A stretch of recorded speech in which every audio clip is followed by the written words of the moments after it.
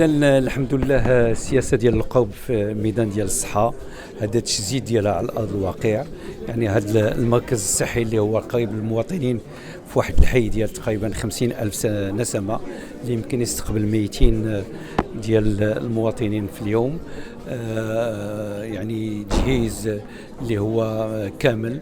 وفي داخل في واحد البرنامج ديال الحمد لله إعادة يعني الهيكلة ديال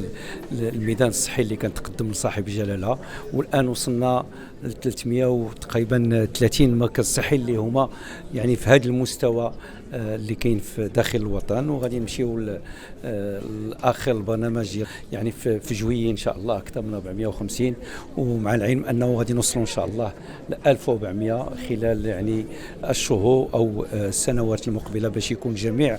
يعني المراكز ديال الصحه اللي هي قريبه للمواطن في هذا المستوى، فيها الانفورماتيك، فيها سيستم دانفورماسيون، فيها قاعه العلاجات، فيها واحد العدد ديال الامكانيات اللي يمكن تسهل المأمورية والمدخل وتكون ان شاء الله مدخل ديال طب الاسره في المستقبل.